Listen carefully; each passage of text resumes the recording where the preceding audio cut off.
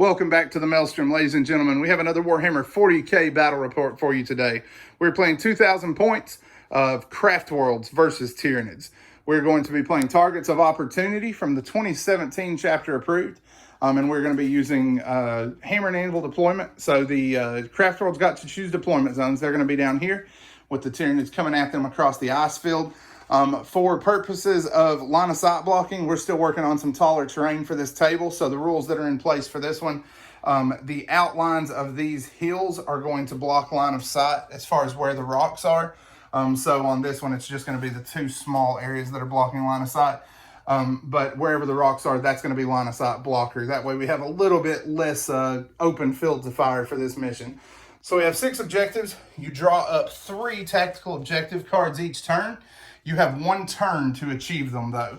If you do not achieve your objective during that turn, at the start of your next turn, you have to discard and draw again. However, you can spend 2 CP for one last push at an objective. You get to hold it for 1 extra turn if you go that route. So that's the table. We will be right back with the armies.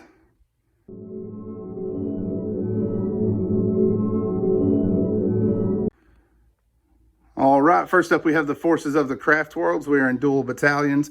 For our army today, we're going with one of the custom Craftworlds from Rise of the Phoenix. We're going to be playing with plus 4-inch range on shuriken weaponry and -1 AP if you are within 12 inches of said shuriken weapons. So across the front here, we have 3 squads of Rangers. They're making up our troops for the first of the 2 battalions. We then have a squad of Swooping Hawks, 5-man strong, backing them up. Their Exarch has the Exarch power from Rise of the Phoenix, where the Swooping Hawk grenade pack goes off on 1 better than normal. For 2 of our HQs here, we have our 2 jet bike mounted characters, 1 Warlock, 1 Farseer. The Farseer is using Doom and Executioner, and the Warlock is using Quicken.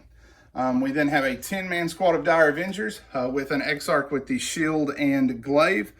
We have 2 20-man Guardian Blobs. They have a pair of Star Cannons each. Standing in front of this one is our first HQ. We're running a Farseer on foot with Guide and Fortune as his psychic powers.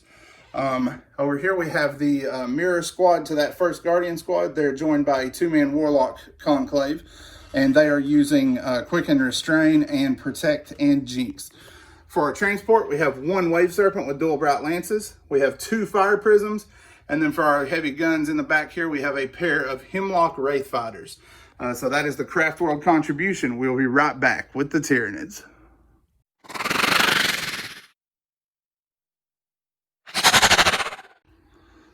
So today I'm running 2 battalions. I have a squad of 15 Gene Stealers, squad of 20 Hormagaunts, and a squad of 17 Hormagaunts. I have 2 squads of 10 Termagants with flesh borers to fill space, a squad of warriors with a Venom Thrope and Death Spitters. Tyranid Prime is joining them. The Broodlord is leading the Hormagaunts and Gene Stealers. Also have a squad of Hive Guard, Neurothrope, 6 Venom Thropes. I have 2 Tyrannifexes, a Trigon Prime, and finally the Swarmlord. Yeah, with his poor broken arm. Someone pointed it out last time and I have forgotten to fix him. So that's on me. All right, what Hive traits are you using? I'm running 1 battalion as Kronos and another one where my Siling Talons get -1 AP, and if I assault a squad smaller than mine, they get an additional -1. All right, so you have seen the armies and you have seen the table. We will be back as we get stuck into the Maelstrom. All right, deployment is complete. The Tyranids did get down first. It was an alternating unit situation and they had fewer units. Eric, walk us down what you got, sir. So I have a Tyrannifex on each side, Shooting Blob in the middle, Venom Thropes trying to cover everybody, Hormagaunts and Broodlord and Gene Stealers and Swarmlord on my left flank. And then you've got what in reserve? Trigon and the 20-man squad of Hormagaunts. And they're coming through his tunnel, right? Yep. All right. So I have a squad of Guardians on either flank on my own end. I have Rangers spread across my deployment zone, 1 in each Prometheum tower. Got a Flyer as well to each side. Fire Prisms spread to give me optimal coverage. And then the Wave Serpent with the Dire Avengers is here. We also have all of our Psykers clustered up here near the central objective.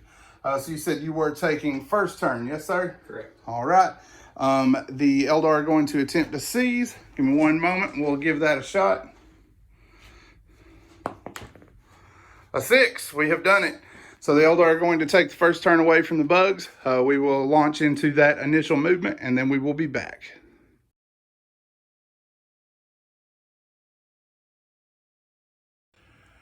All right, before jumping into action, the Eldar drew objectives: overwhelming firepower, defend 6, and defend 4.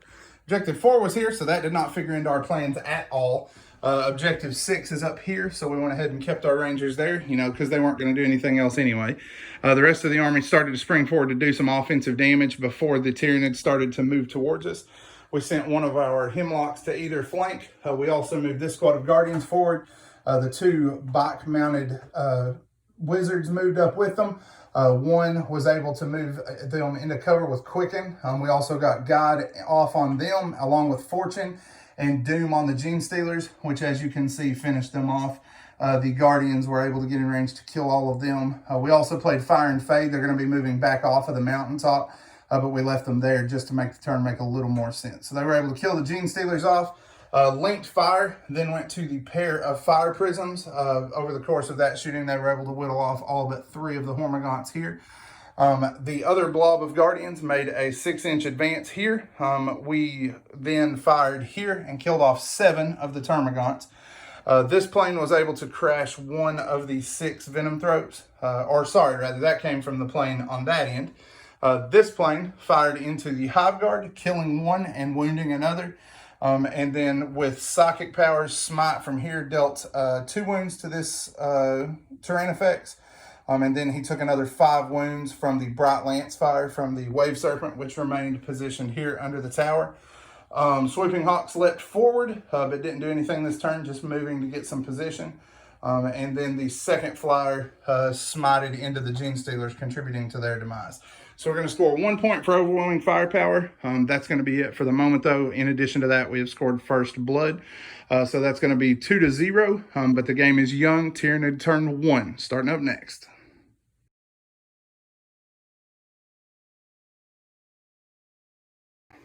So my movement, I moved everything forward that wants to charge. All my Kronos units stood still to keep the reroll 1s. Swarmlord gave his movement to the Hormagaunts, who then rolled a 6 on their advance afterwards. And the Broodlord cast Onslaught before they moved to allow them to charge. My Tyrannifexes shot into the Flyers and the Fire Prism and did some wounds to 1 Flyer and a lot of damage to the Fire Prism. Fire Prism's almost done, and other Flyer wasn't able to get a whole lot, 1 or 2 wounds. He got hit with the Hive Guard also. Yeah, they got it done. We put lightning fast reactions up when they fired at us to make them hit us on 5s. Still scored 2 or 3 hits and ended up knocking us down to, I think, 4 wounds. So did some serious damage there. Tyranid Warriors, the Venom Cannon fired at one of the Flyers, didn't do anything. But the Death Spitters managed to knock out 1 of the guns, and some odd fire killed a couple of the Guardians. Yep, single-minded annihilation helped out there as well. Let them knock down some. The guns just tanked a ton of hits. I think he wounded me 15 times with the Death Spitters and killed 1 gun with all 15 wounds. Crazy, crazy good saves there. Hormagaunts are going to charge into the Farseer. Yep. Oh, and also, I play Tyranids too, obviously, as you've seen on the channel. I'm super nerding out about this. Psychic Scream actually finally got to apply its secondary effect. He did mortally wound this flyer a few times with Smite and Psychic Scream and stripped Smite out of this flyer. So it has lost that power for the rest of the game. So we got combat here, and then we will be back. Ultimate Gong Show. Nothing. No wounds from him. He wounded me twice, made my saves, and then heroically intervened with the Warlock. Both of my Seers completely whiffed. No wounds. No, that's not true. I did get 1 through and you made your 6 up. So yeah, like he said, ultimate Gong Show. Turn 1 is in the books. What are you scoring, sir? Nothing. Yuck. All right, so nothing this turn for the Tyranids. The Eldar are also going to score defend objective 6, so it will be 4-0 as turn 1 wraps up. All right, for turn 2, Eldar have drawn priority orders received, which is Witch Hunter. Master the Warp, and defend Objective 3. Objective 3 is the one over here that was on top of the hill. So we were going to continue to fall back, but we decided to make our stand there since we were needing the points for the hill. Our two seers backed off of the combat here. Executioner was able to clean up all three of the Hormagaunts there despite Catalyst. We put Guide back on this squad of Gaunts and Doom on Swarmlord along with Jinx. We paid a point for Seer Council and another for Concordance of Power to get those powers off and to the range to get a hold of Swarmlord. The fortune went back to this tank just for lack of any other real target that needed it at the moment, since everything going into these guys is multi-damage. In close combat, we figured it wasn't worth sending it there. We went ahead and advanced these guys forward along with the sweeping Hawks. Hawks took the center of the table and cleaned up the Gaunts in front. The two Flyers pivoted and continued to harry the swarm. Their firepower from their D sides was able to take out the Hive Guard and a pair of the Venom Throats. They were positioned to shoot on Swarmlord, but Swarmlord was killed incredibly easily. We put 4 wounds in him with the Wave Serpent with its bright lances. And then we took a linked fire, fired one of the 2 prisms with the pulse laser shot, and killed him just with that 1 fire prism. The Guardians here were able then to kill off all of the Gaunts in combat there. Like I said, D-sides took out the Hive Guard and a pair of Venom Throats. 3 warriors were cut down by the shooting from these Guardians. So a very, very good turn of shooting for the Eldar. We manifested 5 powers. So for Master of the Warp, we scored 2 points. So that's going to be the point scored for the turn, since the Warlord is the Tyranid Prime that's hanging out in the back. And then our Rangers also, I forgot to mention, put a pair of wounds into the Neurothrope. So at that point, it is 6-0 in favor of the Eldar. Looking bleak for the Tyranids, but they're going to struggle on here into turn 2 and see what they can make of it. We'll be back after their actions. So I drew Terrify, Secure Objective 2, and Assassinate. And Objective 2 is here. So not the best cards for the bugs. Go ahead. So my shooting, my Venom Throats managed to knock 2 wounds out of the Hemlock. The rest of my shooting pretty much whiffed, except for 4 Sweeping Hawks died from Death Spitters and Death Spitters and Stinger Salvo from the terrain effects. Oh yeah, and it wasn't these guys either. Remember, they whiffed. It was the terrain effects. He scored a hit, a wound, and rolled what, a 5 for damage, and I made 3 of the 5 Spirit Stones. Just he can't catch a break. All right, go ahead. So my warriors, including the Prime, are going into the Guardians.